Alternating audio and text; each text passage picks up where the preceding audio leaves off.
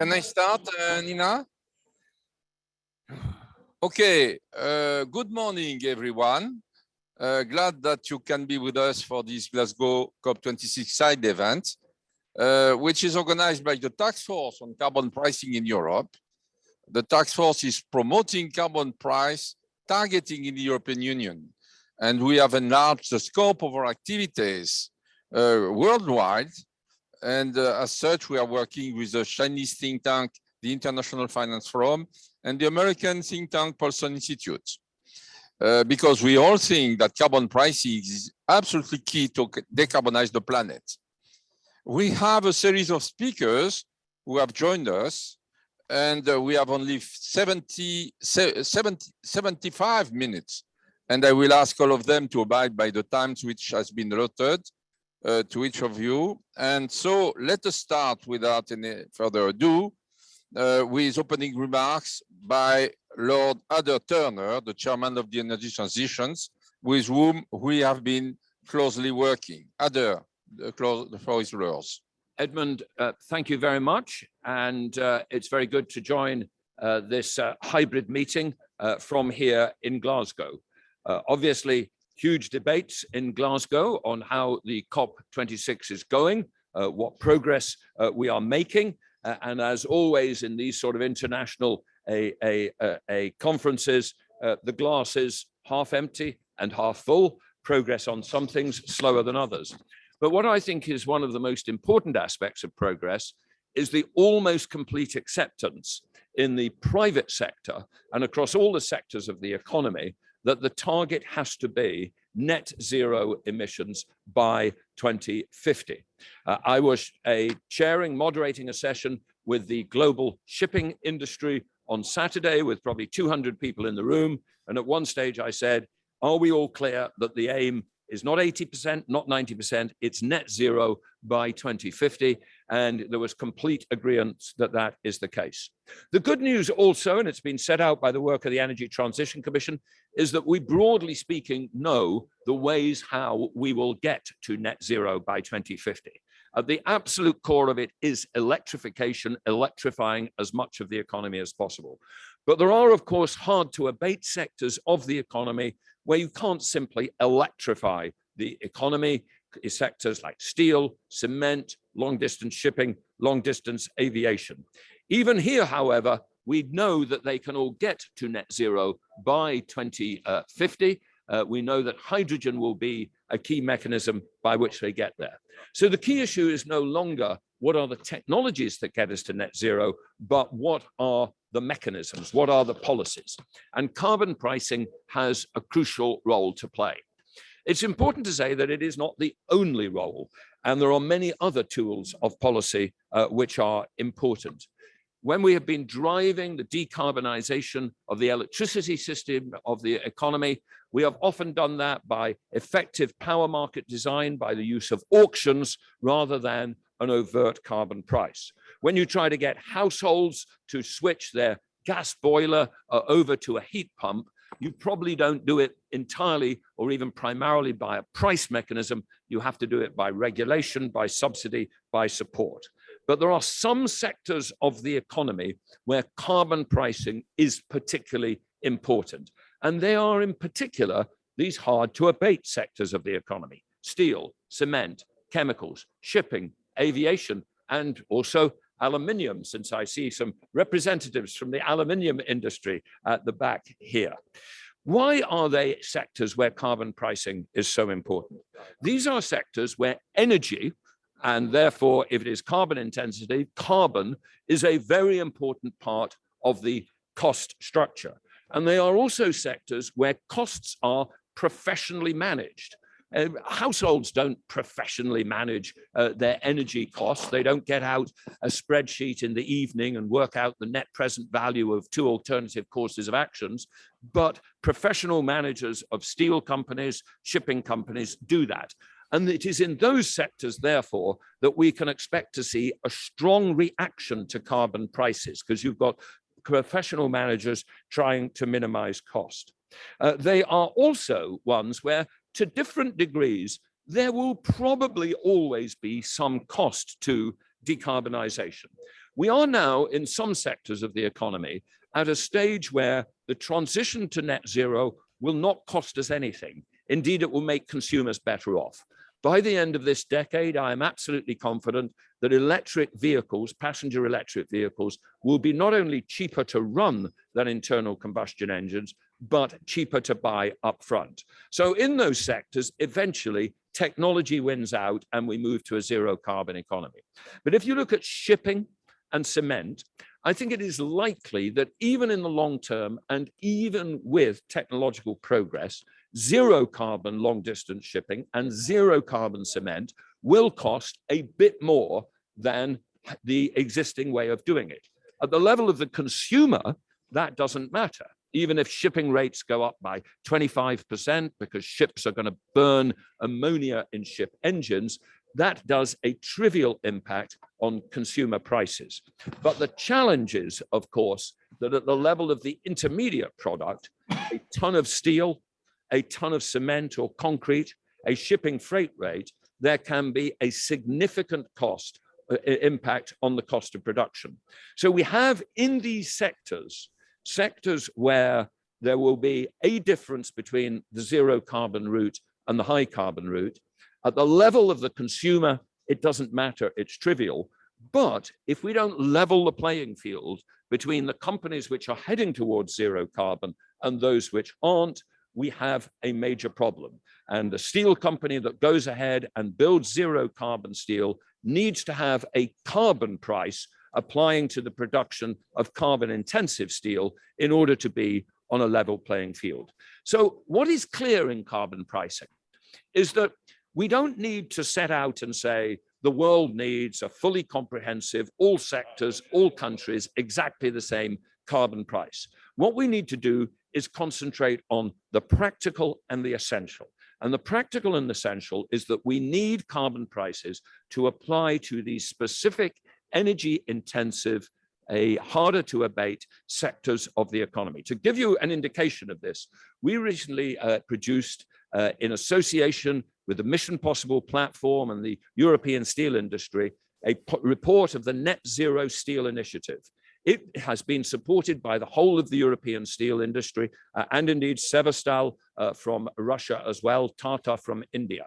And what it shows is not only that the global steel industry can get to net zero by 2050, but that it could reduce emissions by 35% by 2030, but only if there was a serious carbon price of about $70 per ton. Not an astronomical one, but certainly one which is possible. But these sectors which need the carbon price are also the most internationally traded sectors of the economy. And that is the big challenge. The big challenge is the international competitiveness problem. And we need a solution to that. The ideal solution is that all the major countries of the world agree that in these sectors, we are going to have a roughly equivalent and rising carbon price.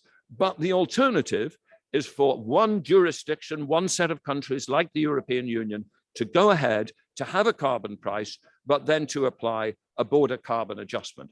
A border carbon adjustment, let's be clear, whose intent is not to raise money for Europe, because the ideal result for Europe is that it doesn't raise any money because the other countries impose the same carbon price. And that is the proposal which has been put forward by the European Union. I see increasing signs of acceptance across the world that this is a legitimate thing to do, that it is a necessary thing to do. And indeed, I see signs, and I hope that in China and elsewhere in the world, the reaction to a European border carbon adjustment will be to say, well, that means we should introduce carbon pricing at roughly the same equivalent levels in our own hard to abate sectors in our country. So I look forward to the debate. Thank you, Edmond, for driving this debate forward. Thank you for colleagues around the world, particularly from China, for joining this. It is a crucially important issue, but one where we can use carbon pricing to drive a far faster decarbonisation of these hard to abate sectors than we dared hope was possible even 3 or 4 years ago. Thank you very much. Thank you, Adair, for this very strong introductory remarks, which are really extremely important in my view. Now we start the debate on the COP26 and carbon pricing. And we'll start with Victor Gaspar, the director of the Fiscal Affairs Department at the International Monetary Fund. Victor, I think, is in Portugal. He's with us online. Victor, you have the floor. Thank you so much, Edmond. Thank you so much to you and Nina for having me once again. I believe it's particularly appropriate that we're speaking about carbon pricing in the SDG pavilion, because climate change only makes sense as part of a comprehensive approach to sustainable development, given how deep, how widespread the required transformation is. The IMF has been emphasizing the importance of pricing carbon right for many years. Adair was just emphasizing the importance of the mechanisms, the policies that are going to deliver the commitments that countries are making in the context of COP26. The accumulation of greenhouse gases in the atmosphere, and in particular CO2, is the most pressing global externality in the world right now. To tackle this challenge, it is crucial to mobilize the power of the market mechanism. It is crucial to mobilize the power of finance. We at the IMF have been emphasizing that because we are still not getting the energy prices right around the world, we suffer from quite substantial misallocation of resources given the externalities associated with global warming. And my colleagues, Ian Perry, Simon Black, and Nate Vernon have just put out a paper on still not getting energy prices right, where they do quantify explicit and implicit energy subsidies around the world. And what we see is that the implicit subsidies, which are associated with mispricing for externalities and for taxation, those subsidies are still increasing over time, exactly the opposite of what you would like to see from the viewpoint of tackling climate change.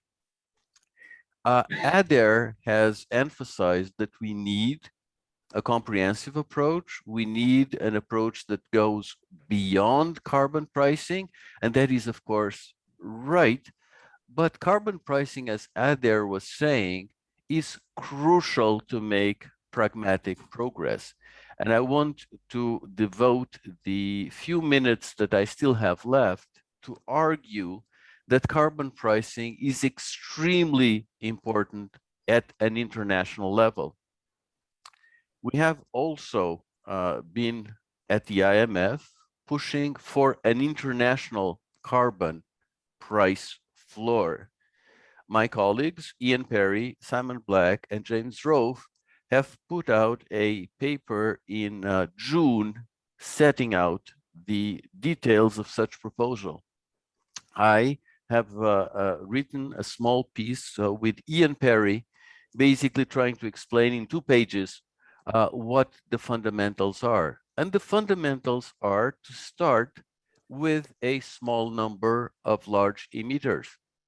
If one would have an agreement on an international carbon price floor involving China, the US, and I'm very pleased to see organizations from China and the US involved in the organization of our seminar today. So China, the US, but also India and the European Union, one would make a tremendous amount of progress. That would be even more impressive if the full set of G20 countries would be involved in such an international carbon price floor. But on top of that, it is crucial to accept that the price floor could be differentiated according to country groups, and we have looked at scenarios with $75 per ton for advanced economies by 2030, $50 for emerging markets, and 25 for lower income developing countries. And finally, it's very important to have a pragmatic approach, again, very much in line with what Adair was calling for, to allow for the equivalence between different policy packages in different countries that would deliver the same end result at the end of the day.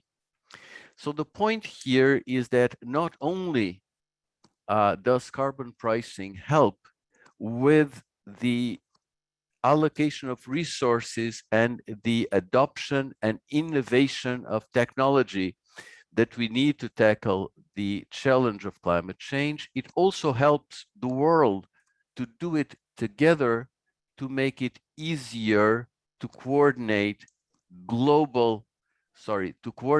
effective action at the global level. And Edmond, I stop here. Thank you for your attention. Thank you, Victor. Now the floor is to Tom House, the head of the Energy and Environment Division at the International Energy Agency.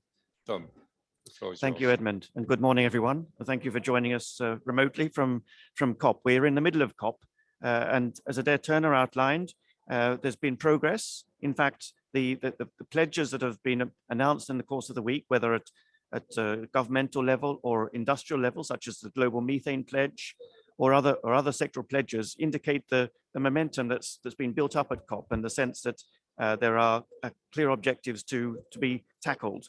And that's very, very positive. But underlying the pledges, we need to come back to what's going to drive the change at the end of the day. Governments need to move from the pledges to the roadmaps, to the strategies, to the policies and measures they're going to use to actually deliver this change, to implement this change. And for that, as the previous two speakers have outlined, there has to be a place for carbon pricing at a regional, at a national, or at an international level. And we've been exploring carbon pricing for some years. We have the EU ETS. There are 65 jurisdictions around the world where there are carbon prices of some shape or form. And we know they can be an effective tool for changing price signals, for giving markets an incentive to reduce their emissions, to bring in cleaner technologies, to make cleaner investments, and to make sure that the change starts to happen. That's one of the things we find about carbon pricing around the world. It is a flexible instrument. You can apply it to all sectors or some. You can apply it at an introductory, very low level for industry to get used to it, and it can be scaled up. It can be in the form of a carbon price as a tax, or it can be a tradable resource, which can allow you to gain from efficiencies of trade in having a scheme around a region or around the world. So we know this is an effective tool for getting markets to change their behavior. We know it's flexible, and we know it can be introduced gradually. There's no big bang. That doesn't go down well with industries who need to plan their investment horizons and so on. So it's a flexible tool to help deliver that signal, to deliver change. And I think that's another aspect that's picked up in the discussions here at COP. There's Article 6 discussions on how carbon pricing and the carbon pricing framework can be established around the world.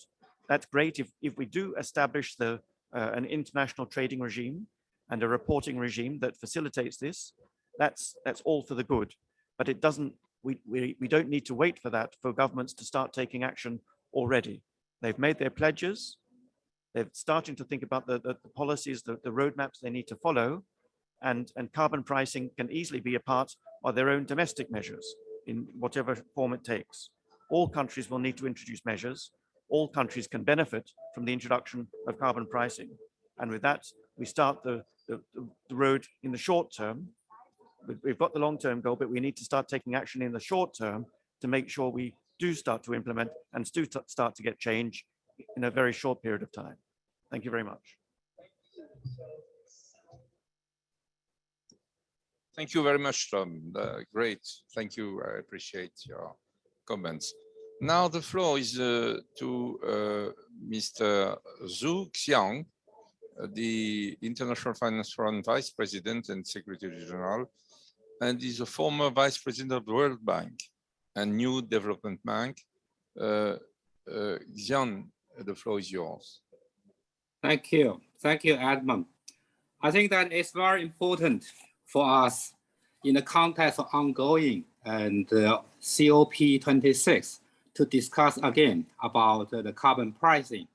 I think that the consensus is now emerging that the carbon pricing is a crucial signal by which eventually the market players, particularly as previous speakers said, the important the carbon intensive sectors can be guided in the process towards the decarbonization. So I think that this is very valuable, and also we can bring different perspectives, different experiences globally from Europe, from emerging market countries, and also from US, etc.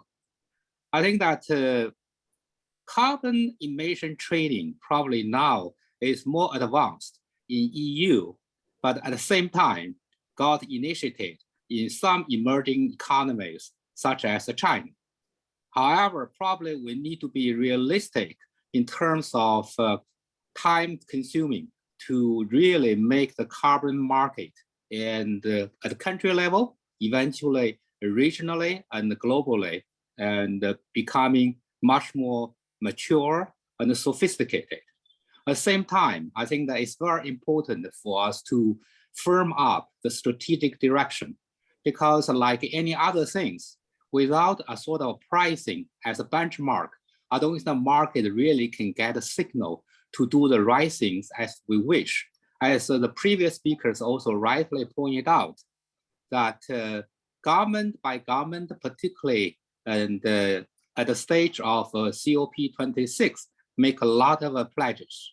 But I think actions need to be taken not only by the government, but equally important by the private sector firms, by the market players. So in that sense, we should not underestimate potentially the importance of the carbon pricing and also the carbon emission markets.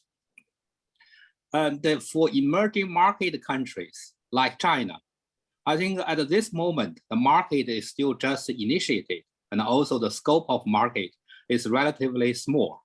So I think that one of the important things is try to build up the market infrastructure, such as the measurements and information disclosures and other things.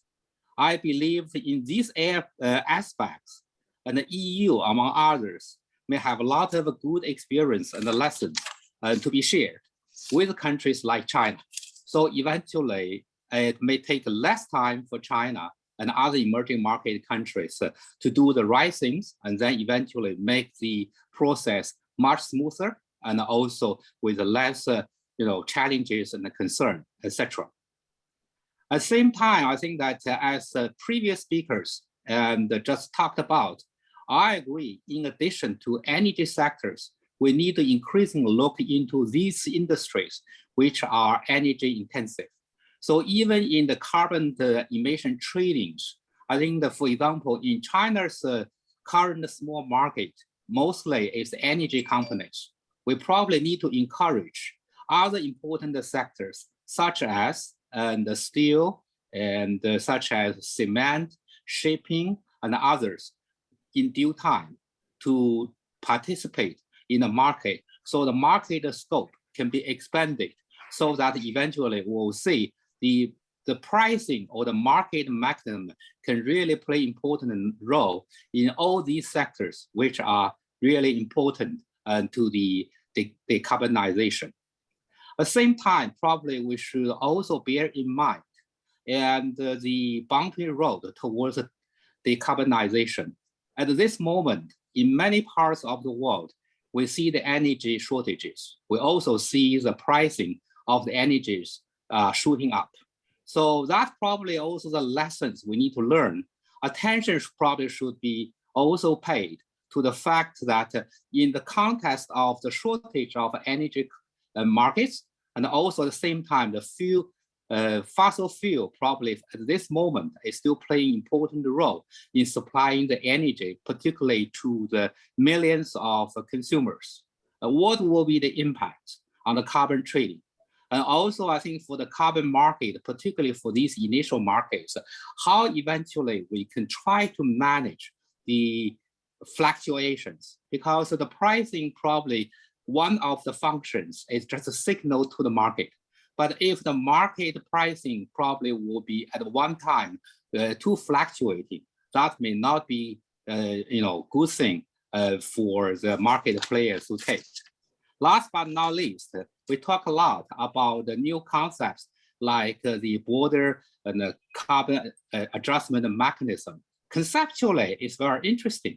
I suggest that probably we need to organize much more debates, technically and the policy dimension, to see the pros and cons of such a mechanism, how we can design such a mechanism at the regional level, at the country level, and also at the global level eventually, so that we can also at the same time, in order to maximize its positive impacts and hopefully try to minimize the negative impact. Such in my mind, like whether that can be seen as a protectionism or eventually the mechanism can really stand in way of the market shares or the market magnitude, and because across the border. And certainly for those international traded commodities and the carbon footprint and can be measured. But I think it's still a challenge to see in different countries, particularly from emerging market countries, whether that things can be done transparently and fairly, and also to really not to hate them against their comparative advantages. Thank you. I just stop here. Thank you, Giang, for these very encouraging remarks. We appreciate them. Now, the problem is that it's absolutely indispensable to phase out fossil fuel. But in order to satisfy the increase in demand, because there will be increase in demand of energy in the world, in the emerging markets in the first place, we need to push the part of production of energy which is carbon free, and especially renewables and nuclear. And we have to, we should not forget that nuclear is certainly part of the solution to the energy transition. Now, for that, we will listen to two brief reactions, no more than 3 minutes. The first one will be by Mr. Li Min, research fellow at the Department of Nuclear Engineering Design of the China Institute of Atomic Energy. Min, you have the floor. Okay, thank you, Edmond. I will give a brief introduction on China's carbon reduction endeavor on nuclear, and particularly the DHR, Deep Pool No Temperature Heating Reactor, a clean nuclear reactor dedicated for district heating. Last month, the State Council of China published a working guidance for carbon peaking and carbon neutrality, and it stated that China will actively develop nuclear power in a safe and orderly manner and take active and prudent steps to promote heating produced through nuclear waste heat recovery. China is now deploying more nuclear power plants. Capacity of nuclear power units in China will reach 200 million kilowatts by 2035, about 3 times the current size. China is now exploring advanced fourth-generation nuclear power systems and actively exploring multiple uses of nuclear power beyond electricity, including nuclear power for heat supply. But why we need nuclear power for heat supply? The current situation is that we consume more heat than electricity worldwide. But while nuclear makes up 10% in world electricity supply, nuclear only contributes 0.2% in district heating. Nuclear should play a more important role in world heat supply. China has an ambitious carbon reduction plan, but China's reliance on coal makes heat production particularly carbon intensive. So we need more vigorous policies and measures. The DHR is part of China's solution to carbon reduction.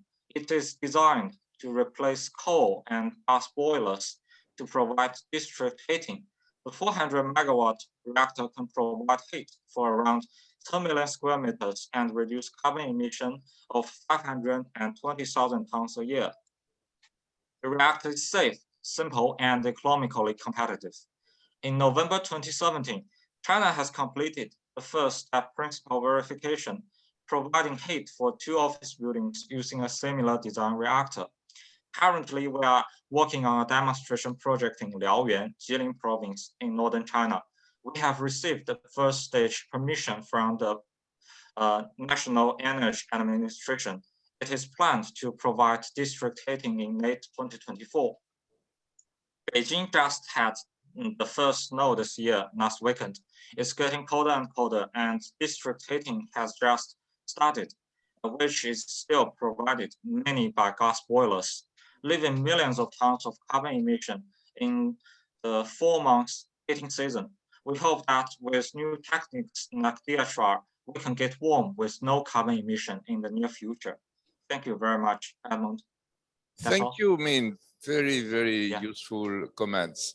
And now we will speak about renewables, because there is a huge increase in the production of electricity through renewables, actually, in China in the first place, by the way. And the prospect in China is huge. But obviously, and it's clear to all of us, that it should increase much, much more if we want to succeed in the energy transition. We are far from what is necessary. So the floor is to Trygve Thor Herbertsson, the chairman of Queer Iceland. So please, Trygve, the floor is yours. Well, thank you, Edmond, for organizing this important seminar, and to the speakers for their excellent presentations, which are very timely. Well, in this short intervention, I would like to emphasize that we need the price of carbon to increase going forward in order to create incentives to advance new renewable energy technologies. But carbon prices have to be increased on industries in an asymmetric way. Levying a uniform tax will not create the necessary incentives to shift in an efficient way. The demand curve differs between industries, and thus increase in the price of inputs have different consequences for different industries. My company, CARE, is in the hydrogen business, the renewable and the hydrogen business. And thus I would like to take an example of the effect of raising the price of carbon on the demand for hydrogen in 3 different sectors of the economy. To level the playing ground for hydrogen with the currently used energy vectors, we would need to increase CO2 prices per tonnage by 125 euros for the steel industry by 2030, by 120 for the glass industry, and about 47 euros for the water and space heating industry. So you can see for hydrogen, it's important that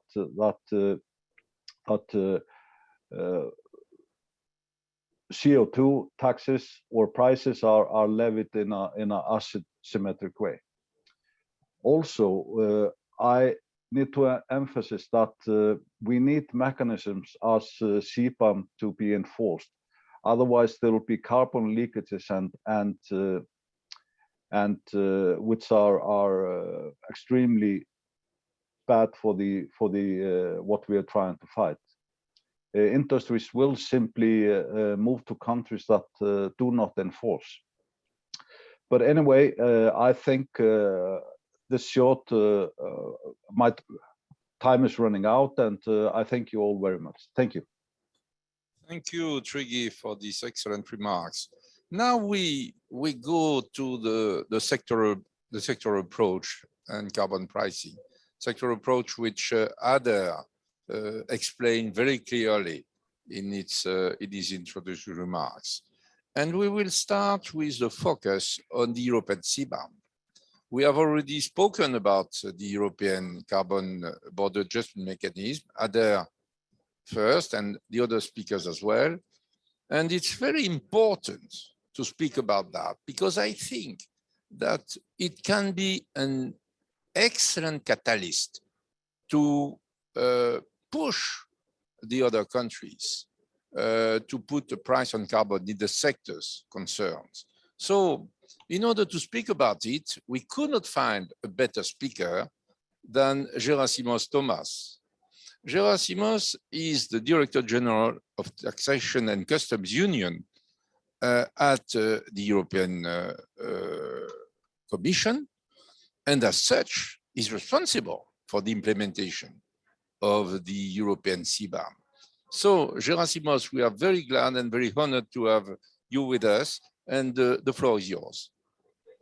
Thank you very much, Edmond. Thank you for inviting me, and thank you for the very interesting panel that you have put together.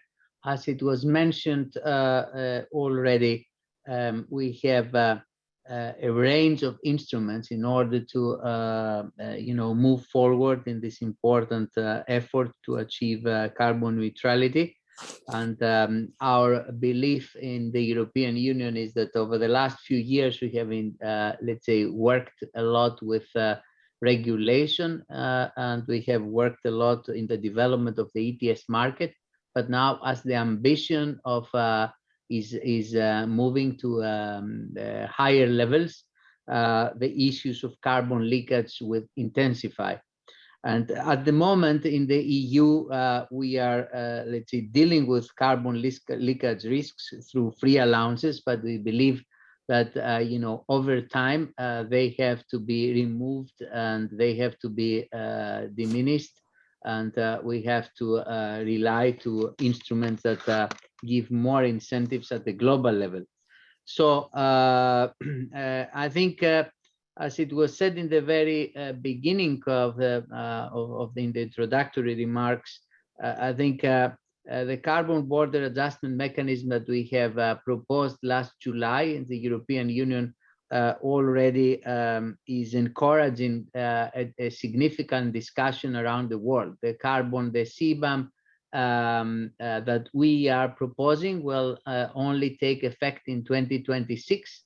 And we have envisaged the period over the next 4 years by which we collect data. We will work with industry in the EU and industry outside the EU in order to see how to construct a very robust, let's say, implementation and framework. But we see already, let's say, a positive impact by reaction in other countries around the world. Last week in Glasgow, the Turkish chief negotiator announced adherence to COP and development of a new climate law that it will introduce carbon pricing in Turkey in order to respond, let's say, to the carbon border adjustment mechanism. Similar discussions have taken place with Ukraine and with other countries around the world. So I think the first effect of our proposal is to encourage carbon pricing and carbon measures in other countries.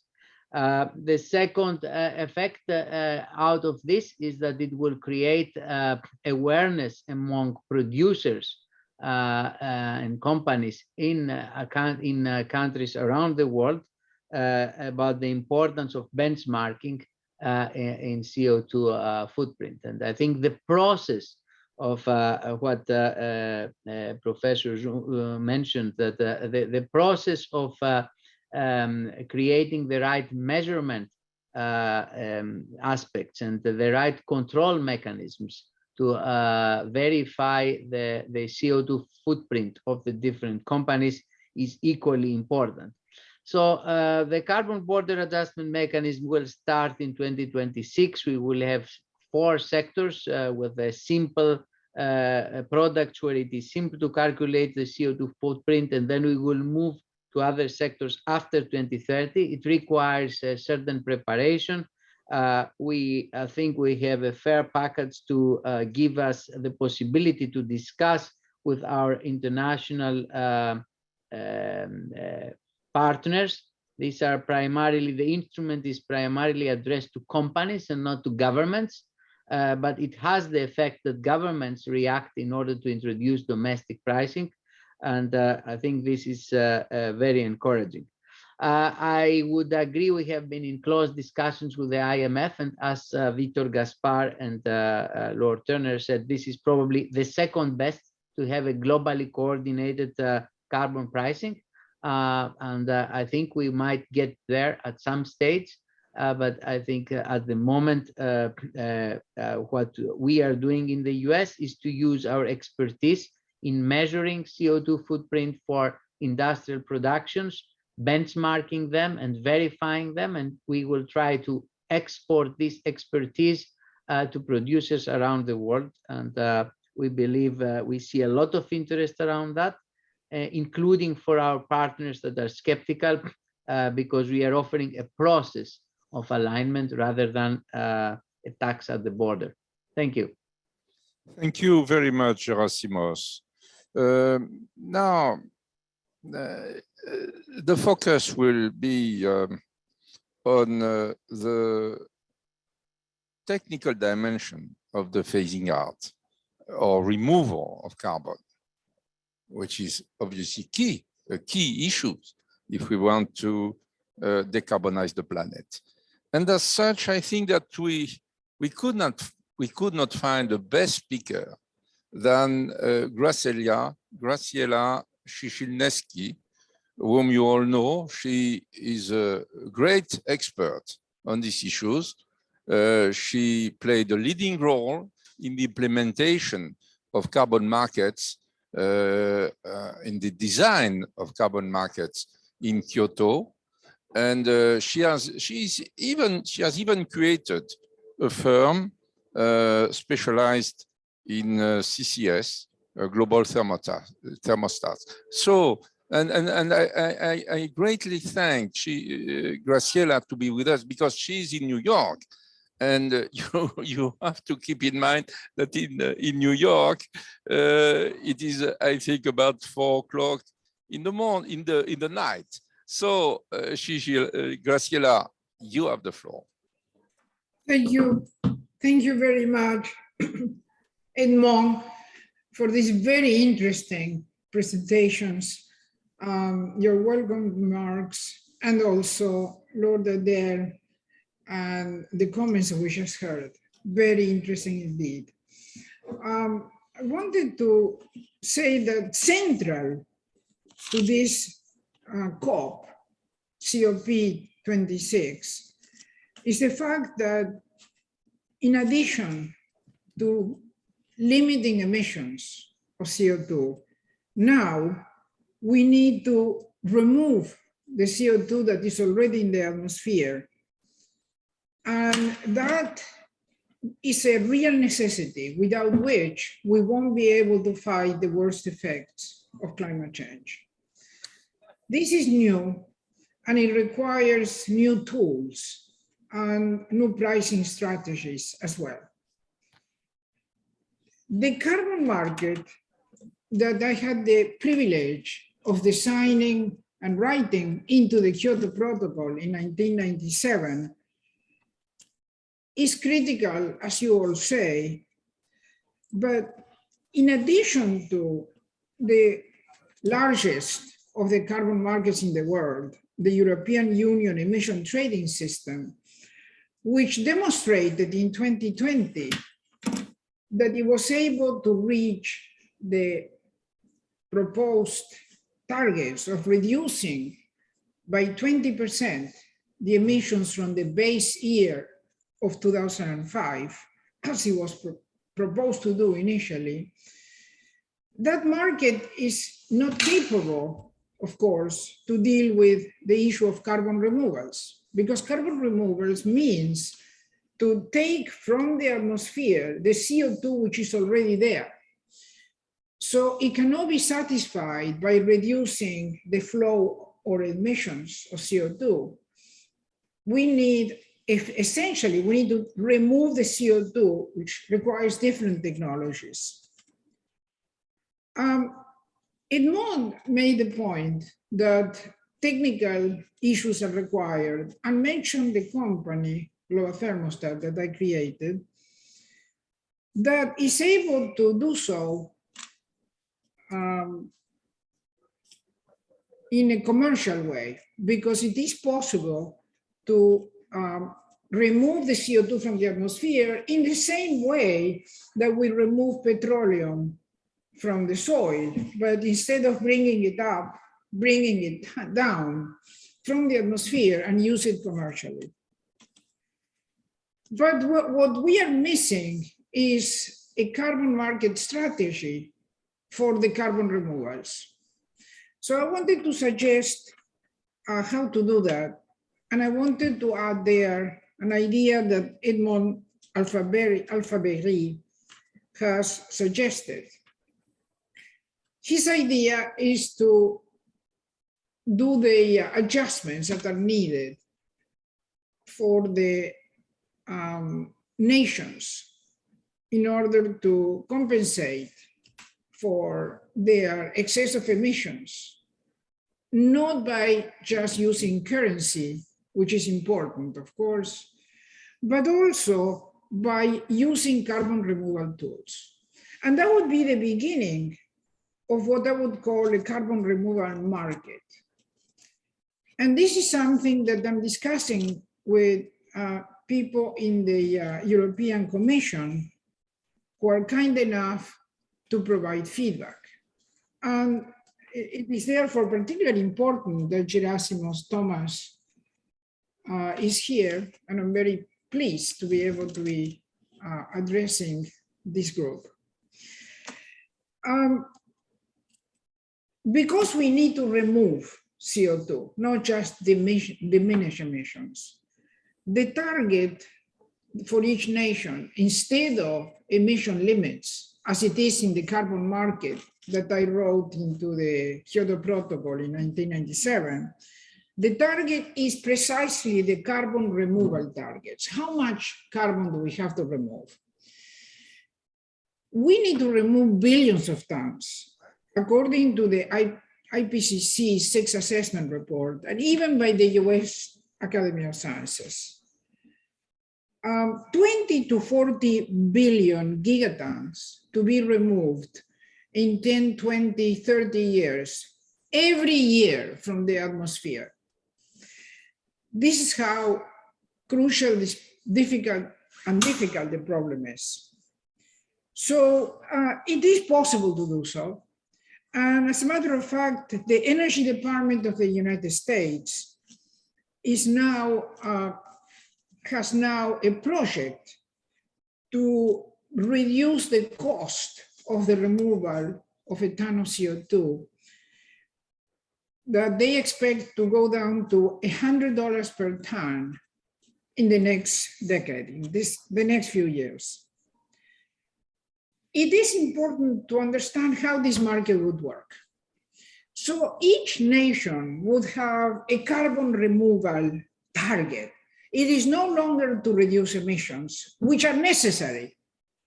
We must continue reducing emissions, of course, but are not sufficient. It is now that we need to have a target for each nation of how much carbon they have to remove. And this target can be exceeded by some nations that are particularly good technically, but in other nations, they will go below the target. In that case, the adjustment will be, as in the case of carbon emissions, there will be a demand for carbon removal, a supply of carbon removal, out of which will emerge in the carbon removal market, which is based on the allocations of targets of carbon removal per nation, let's say for the 27 nations of the European Union, but also eventually for 195 nations in the world as the carbon market. So those emission limits are now replaced by carbon removal limits, which are positive.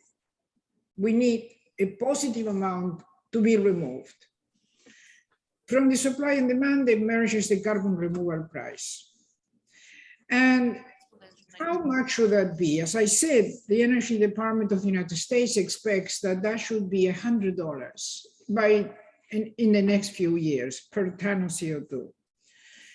And last week, the United States, which has not been characterized by taking energetic action in this area, but has done more recently substantive steps, has passed a bill, a bipartisan bill, out of which $3.5 billion are being allocated to create 4 hubs in the United States in order to develop and to improve these technologies, which are crucial now for the survival of humankind.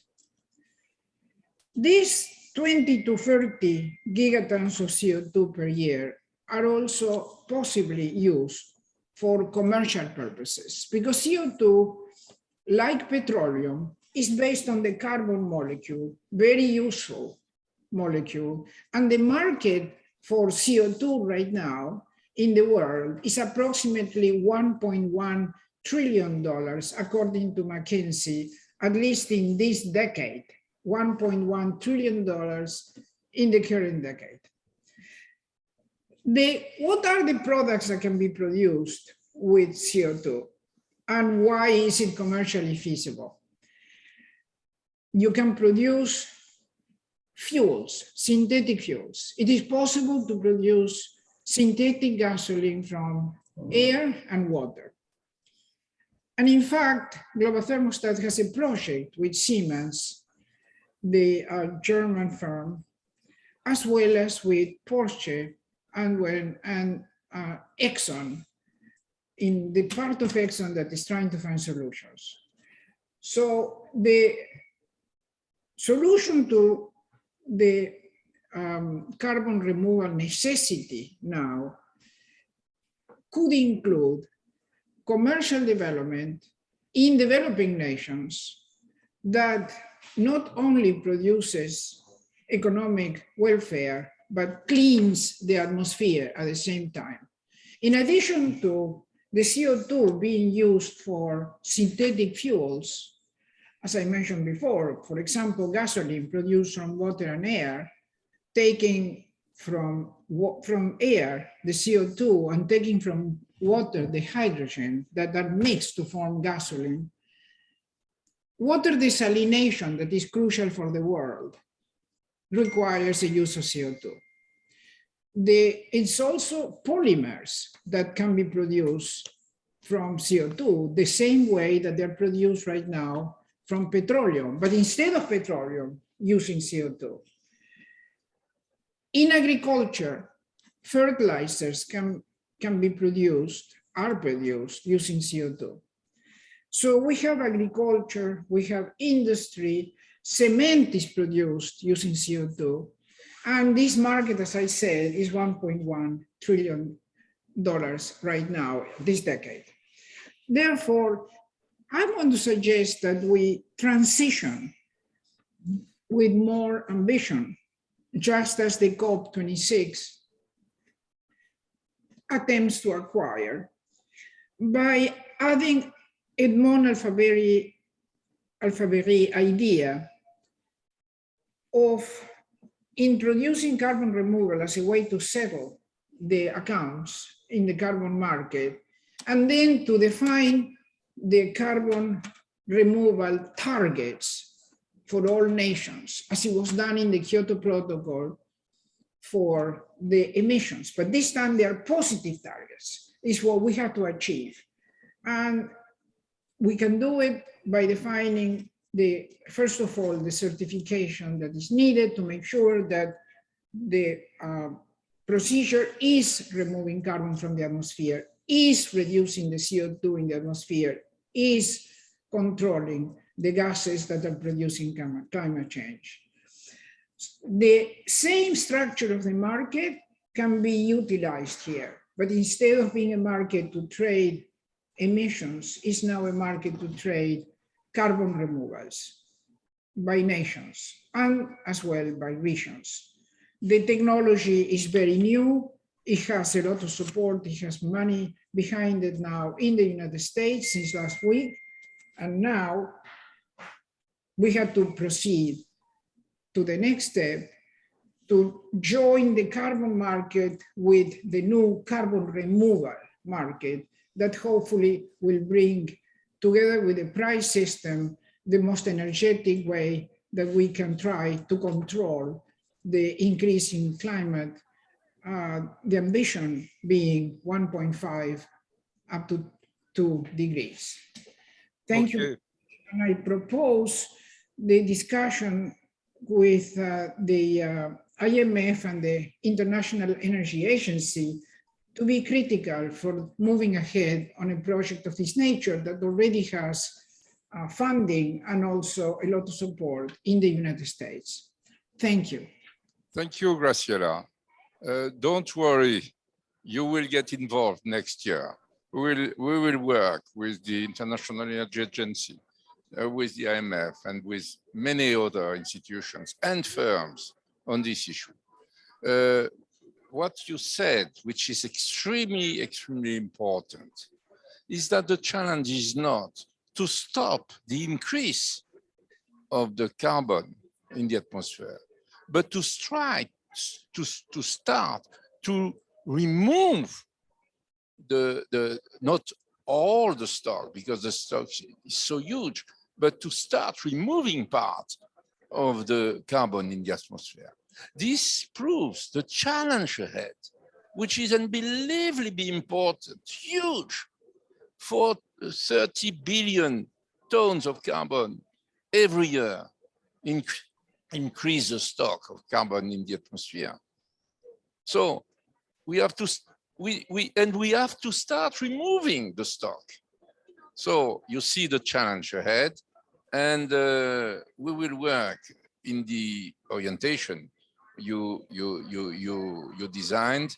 But before now, I give the floor to Zhao Zhongxin, the president of Shandong University of Finance and Economics. Please, Zhongyu, you have the floor for a brief reaction. Well, thank you, Edmond. It's my privilege to exchange ideas on the CBAM, but in the sense of efficiency and effectiveness. Although actually it is claimed repeatedly that the CBAM is not a protection measure, but a climate policy, well, it will indeed has a substantial impact on trade flow, production, jobs, and welfare. UNCTAD released a report on CBAM's impact on international trade, CO2 emissions, income, and the employment using a CGE modeling method. They found that CBAM could help avoid carbon leakage and reduce CO2 emission inside and outside the EU. But emission reduction is just represent a small share of global CO2 emissions.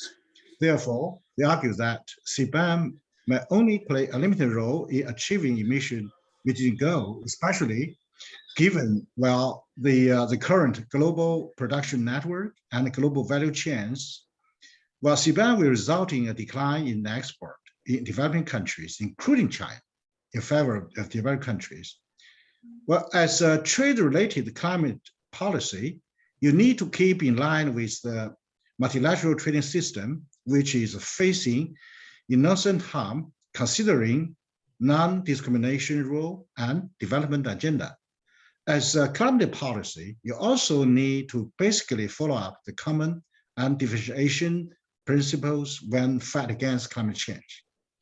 Well, when we evaluate the potential impact of the CBAM on emerging economy, including China, in short run, it has very limited impact since and for China has launched its the 36 goals. So before the CBAM is fully completed, is implemented, China has, to achieve the peak and decline as. So, but in the long term, it has a huge impact on emerging economy, including China. The first, well, for CBAM, it cover more and more sectors, and even all the sectors. So that's influence will be expanded. And the second, in current stage, well, CBAM only consider the direct carbon emission from firms' production processes. If it adds the indirect emissions from electricity that firm use, as well as the upstream and downstream emission along the value chain, then its impacts would become more significant. Given the current, the world situation, well, if in this indirect emission is concluded, well, then the global supply chain will be changed significantly, and that will has unprotected predicted impact on the global production network and its welfare to the countries, including the developing economy. And well, and also, we do have the ETS, and so then we consider what's the react to this ETS and the deductions, and also maybe it will increase the price. So actually, there will be potential the pass-through effect when you charge this tariff, the fees, and then they will transist to the consumer's price. So to look at the current world, the trade tensions, when there is a soaring tariff, the consumers will has the huge impact, and then inflation. So it is still too early to evaluate the impact of the CBAM, but although we have this concern, and we should recognize the CBAM's possible impact, turn pressure into innovation, as well, for China's steel industry, it will impose higher requirements for China's steel exporters, and as a result, many encourage Chinese companies will speed up their low carbon efforts, such as R&D and low carbon technologies, to enhance international competitiveness in their products. But to be honest, for the case of China, there is a huge pressure from the China's central government to local government and business community to achieve the 30/60 carbon goals. So it is not just from the CBAM, but it's the overall strategy by China. But for other developing countries, they are still has the task for the capacity building. So that is we need international cooperation, especially for EU. From CBAM, well, they need for this technology cooperation. So that's my comments. Thank you. Thank you very much. It was a very useful comment. Thank you. We appreciate. So let me conclude by drawing from this excellent discussion the twofold proposal to accelerate the decarbonization process of our planet. If we want to have a chance of success in the fight against climate change, the first step is the awareness that we have to act decisively and swiftly. There is no time to waste. The more we wait, the more we put the planet in danger. This is where we are now in Glasgow. But the next step is the modus operandi. And it is far from being designed. A major obstacle rests on the fact that there is no awareness that the transition to a carbon-free economy will be costly, and that without accepting this cost, which will be borne by all of us, the planet is doomed. All economists, more and more policymakers, more and more participants of this COP, and this appeared in the discussion, are now convinced that the major device at our disposal is the price of carbon. For the very simple reason that for utilities producing energy or industrial forms which emit carbon through their industrial processes, the best incentive to push them to make the necessary investments to phase out their carbon emissions is the cost of carbon. This is the principle. But when it comes to implementation, things become more complicated. The price of carbon is indispensable indeed in the long run to lead to decarbonisation. But in the short run, due to the time necessary for firms to be able to produce carbon-free energy or other commodities, and to be sure that this price will be sustained over time, the price of carbon has a negative impact on the purchasing power, and this is a very serious obstacle to its implementation. A good illustration of the major hurdles we face to decarbonize the planet appears in the decision recently announced by India of net zero for this country at 2070, 50 years. Two reasons to this remote date, one economic, one social. It confirms first that the long time span necessary for the substitution of fossil fuel by carbon-free sources of energy, renewables or nuclear, to be effective, it's a long time. In a country where one could hope that solar energy would thrive, it's clear that coal has still good days ahead. And socially, should India implement carbon pricing at a sufficient level, it would then face a major social problem. The poorest people could be excluded from benefited access to energy. This analysis leads me to two proposals.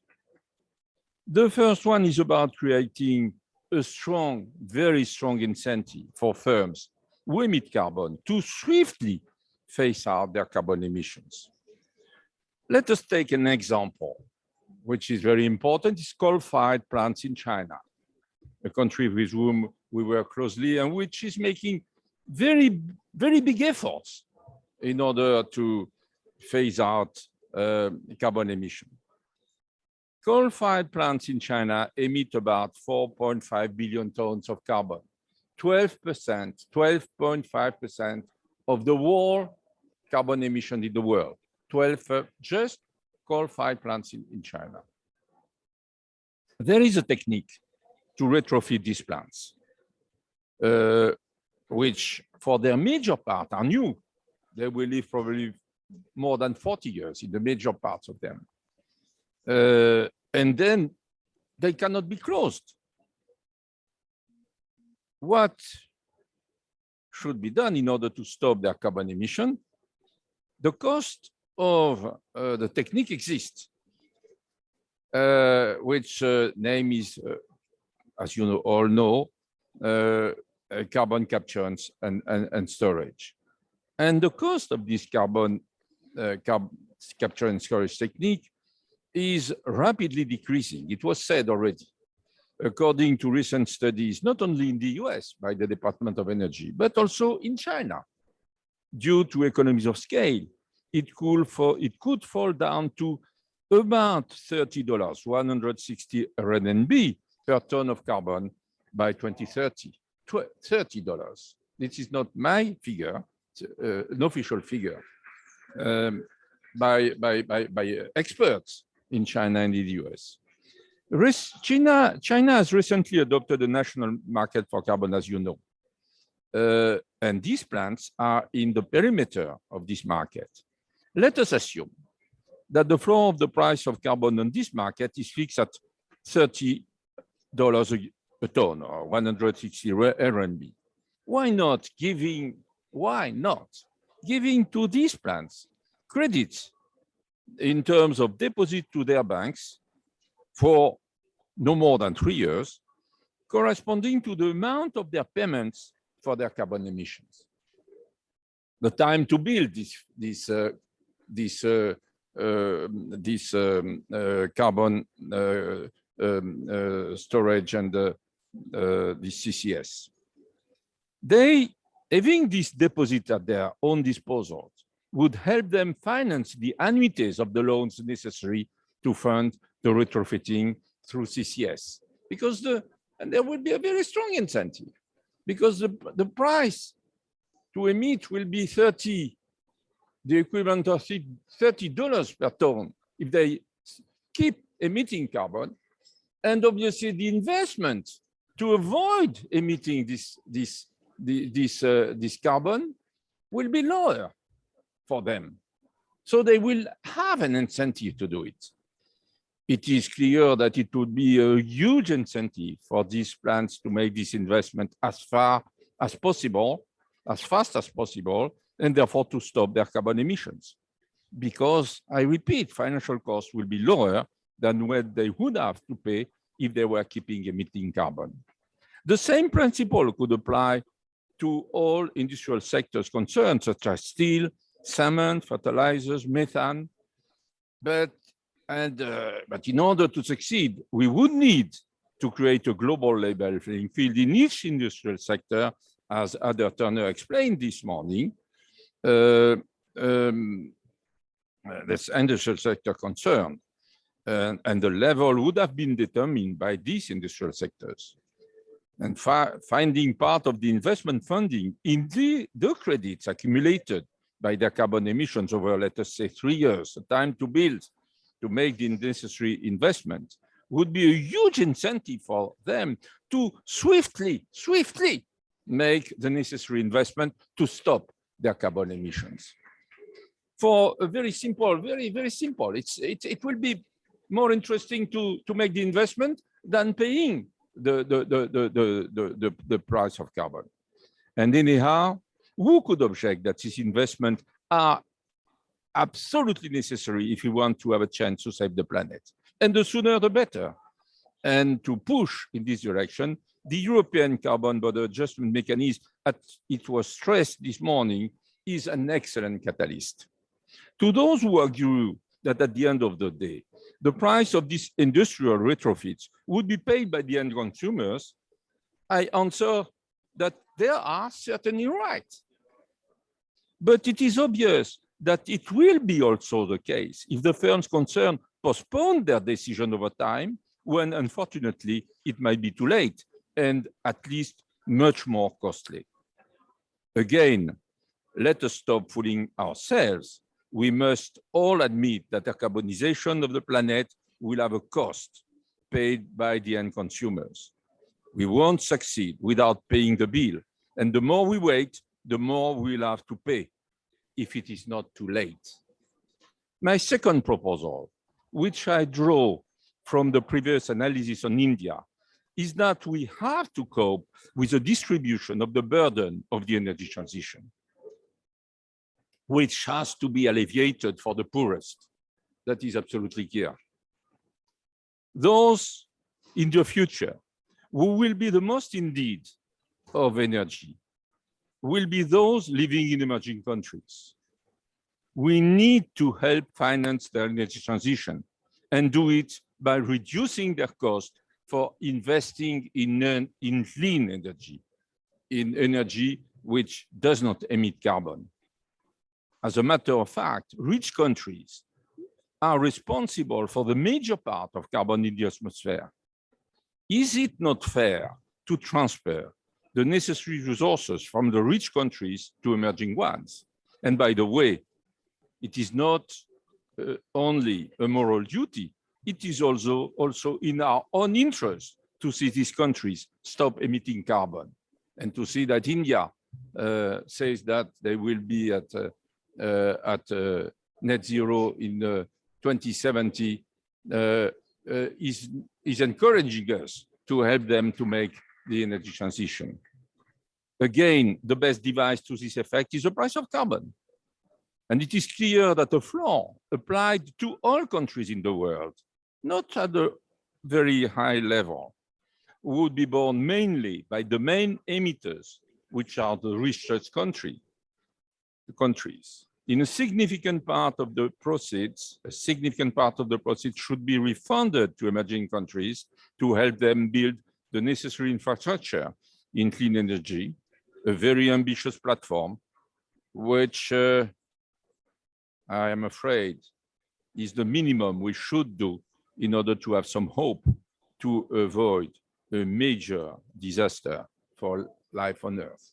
Thank you. Thank you for attending this conference. We are running out of time, so I'm sorry, but there won't be any Q&A, but it will be for the first time. And believe us, we will continue fighting against climate change. Thank you.